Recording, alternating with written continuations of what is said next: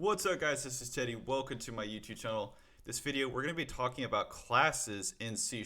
And classes are one of those things that just confused me. Like it took me probably like 3 months to figure out what exactly a class is. And in this video I'm hopefully going to try and get it in one shot. Let's see if we can get you a nice understanding of what classes are in just one video. I'm going to try and do it in one video. I know that's asking a lot, but I'm going to try and do it. So whenever you are thinking about designing a class, think nouns. So in my last program, if you followed any of my other programming tutorials, we were thinking in terms of nouns. So we made a ping, or we made a program that could ping things. A lot of times when you are thinking of classes, you don't want to think of class, you don't want to make a class and your class be named something like get or send ping. That would be, like I said, that's not a noun, that's a verb. So think in nouns. So like ping, that would be a good one because it's representative of like the noun of ping. Dog would be a good way to think of a class. These are all abstractions, and at the end of the day, what we're doing a lot in program is we're abstracting. And just think of like what I'm thinking about here is an abstract, and I'm trying to think like what nouns and verbs can I put into these classes to actually build like a real program. So in classes we have state, and then we have methods. We have actions, or sometimes we call them actions, we call them methods. Can't see my keyboard. So we have methods. So just remember, whenever you're thinking of a noun, and we're thinking of like these terms, like a lot of times you'll see in programming tutorials, you'll see dog, you'll see cat, you'll see animal. You're trying to abstract away, and you think, what kind of state does a dog have? It probably has a name. These are all things these are all variables that will probably be held within this class. So we probably have things like, it has a name, it has, it can bark, which is going to be a noun. And then it will have, I'm trying to think, an age. Then it will have color. So we've got, obviously our class name will be dog, but think about which each one of these things are going to be doing. So name is probably going to be more like a state. Bark is going to be more like an action, which is going to be a method. And then color will probably be like a state too. And while you're thinking of that, you want to start thinking like, how am I going to design this class? So let's just go ahead and think like, well, first, like I could just place all these variables here. I could just say, hey, well, his var name, we'll give him name, whatever your dog's name is. My dog's name is Turtle. So that's his name. Var age. Then I'll store, my data just like that. And I think he's like 10 now. He's kind of getting up there. I'm not getting any younger either. That was an inappropriate outburst. All right, so next we will have a function. Dogs can bark. And we'll just say console.writeLine, and then he will bark. But as you can see here, I'm kind of just trying to break apart in my brain. I'm trying to abstract what type of class that I'm going to need. And while I could just place all these, like I could just make a program just like this. I could just do this right here. But what if I had so many dogs, or if I had so many dogs, objects like my program, like maybe there needed to be a dog of this type, it needed to be of this type. That's kind of where the power of classes are going to come in. So let's just say, I don't want all this code. This is where my program is run. You don't want all your code in here like that, because once you start adding too many dogs, it's going to get unwieldy. So what we're going to do is we're going to create a nice little object for our dog to live in. And so I'm trying to think here. at the end, I'm probably like, instead of having all of this code right here, what I can do is I can just create a dog object.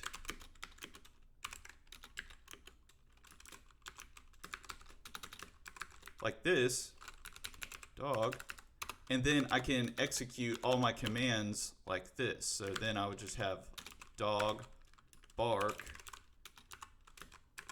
and then the dog would bark. So I would be able to, so instead of having all of this right here, I would just have this, and I could quickly, instead of having to think about, what's actually going on here, I can just quickly call this method anywhere in my program, and I would be able to access all of these variables as well too. So think about classes as you're pulling out your hammer and your chisel and you're building your own object or your own class to kind of house your variables so that they're not like just floating all out in your program. So we'll go ahead and create our dog class. So go here, we're just gonna name it dog. And let's abstract out all this code into our class so that we can, once again, abstract our program, which is one of the pillars of object-oriented programming. So let's actually move this over here so that it looks a little bit better and we can kind of just reference this. So like I said, trying to get all this code out of here into here. The first part of a class obviously is the class. Classes can be public. If you don't want this program to be able to use your class, you would make this private, and then you wouldn't be able to actually do this right here. And that's a form of encapsulate, or that's a form of encapsulation. That's usually what people are referring to when they're talking about encapsulation. But for this purpose, we want public. And that's the reason that we actually have those words up there.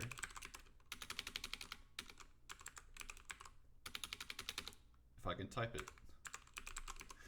All right. So next thing, we need like a place to hold these variables. We can't put, there's certain rules to classes, and we can't just put data wherever we want to, because number one, it's C# and we have type checking. And number two, you don't want to do that. You want a nice place to organize your data. And what other way than to have a property? And what you can do is assign an int, or this is actually a string. So this is actually what this is right here. So just for clarity's sake, just so I don't confuse people, we have to make sure that we put the right type of data type into our property, or otherwise we're going to get an error. So in this case, we have to name it to string. And for programming conventions, typically you're going to see, instead of the variable being a lowercase like this, it's going to be an uppercase. So just remember that whenever you sign in a property, let me just put this right here, this is a property. Just remember that this is a property right here. Whenever you see the get set, just think property. So then we're going to declare our next one. Next one's going to be an int, because we have to put the exact data type there. It's going to be an age. So those are the only two things. We could go on forever, and we could put like a bunch of data types in here. We could really go out on this turtle, or this dog object. But that's kind of besides the point. Really, we're just trying to learn classes here. So the next thing that you want to do is you want to assign a constructor. A constructor is, if you think about it, just think about it.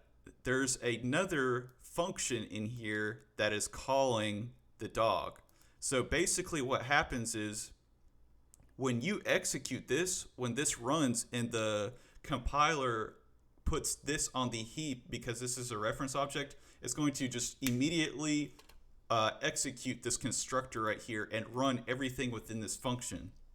So a constructor has many uses, but just think of it as a way that you could initialize all of your data beforehand. So in this case, we have name, and then we're going to assign it turtle, because we want actual data to be in there before, and then we're going to assign it an age. Then we're going to give turtle, the dog, an age of 10. Then the next thing is we want to put, so let's just go ahead and here, and I'm just going to show you guys what this actually looks like when you really execute it. And technically, we could already execute this program right here. So we can go ahead and take this out. We still have to worry about our function, but in this case, we can have our dog. So bring in dog right here. Control dot, if you don't know what that is. Then we don't have the bark method made just yet, so go ahead and comment that out, but we will. And let's just see like what this looks like. Like what does it, that's like something that always bewildered me with programming. Like I just want to see like what it looks like. I need to see this data. So in order to do this, we're going to whip out the debugger, put a red dot right here. Go ahead, run the debugger. So debugger is going to step through, and no method or anything is actually going to be executed. This is literally just saying, I'm going to create this object that you created. So you created a dog data type that we did. We're pretty hammer and chisel. We're getting out our hammer and chisel. We're creating our own object. What happened? Something happened. Oh, I think it's let me see here. We're gonna have to put, in order for the debug, if the debug will exit out, and if it ever does that, just go ahead and put a console write line under it. Otherwise, it won't be able to execute, because it's actually the way that works is like once it executes, the program's done and it doesn't have anything else to do, so it's just going to exit out. So you need to put something else under it in order for the program to still be running. I hope that didn't confuse anybody. So we go down. Then we can actually look at like what our dog object looks like. So we've literally went in and created our own object, and look at that. Our properties, we don't have to have all of our properties, all these variables scattered all about within our program. We can have them housed in like our own nice little object that we created. And that is a super powerful paradigm. It's almost like a paradigm to think about, that you can go in and just create your own objects, and you can create your own data to bring into places. You can create your own programs and put the functionality within them too, so that, like, once again, you don't just have functions and variables just strewn all about. You can house them logically within their own project or their own object. We're not done yet. We still have to, this is also a super important part right here. So we're going to take this part out, and then we are going to put it into our property as well too. So not only can you house variables, but you can also house functions as well too, which is a super important part in understanding object-oriented programming. So we're just going to literally take this bark function down here. We're going to go in. We're going to just console write line it. We don't need to do anything crazy. If you want a better project, like a more in-depth project, I've got an object-oriented project as well too that you can take a look at, and you can just I'll leave a link for it down below. So we've got our method in there, so we don't even need that. Look how great our program looks. But we still haven't actually executed our dog method. So in order to actually execute our dog method, and if you kind of like look at, the IntelliSense is going to give you, access to your methods, so you don't have to constantly be switching. So once you just press that dot like that, you can immediately go in. Let's see, dog, press the name, and then we have bark. And because it's an actual method, we have to put those curly braces, or put those brackets. If you just wanted to place, let's just see here, you could also do dog.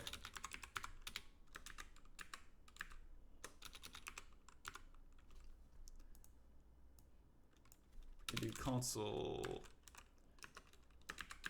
Actually, let's just go back, and I'll just print out just a couple of these, just so you can see that it also holds the variable too.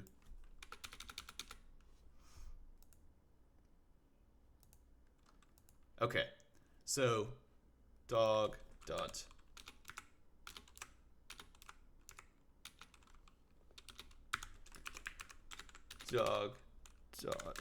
name,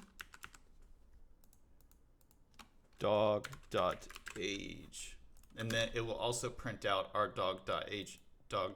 And like I said, we don't have to have all those variables in there, so it makes it look a lot better.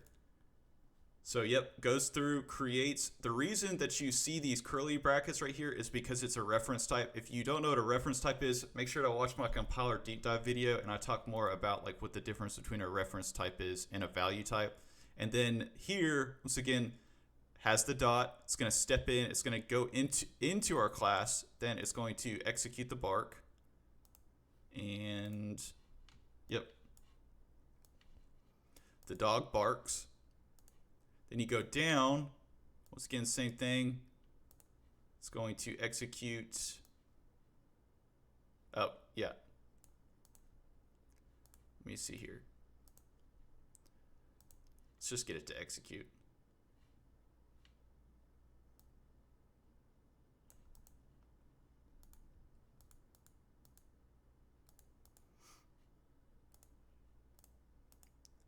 Something is going wrong here. I don't know what is going on.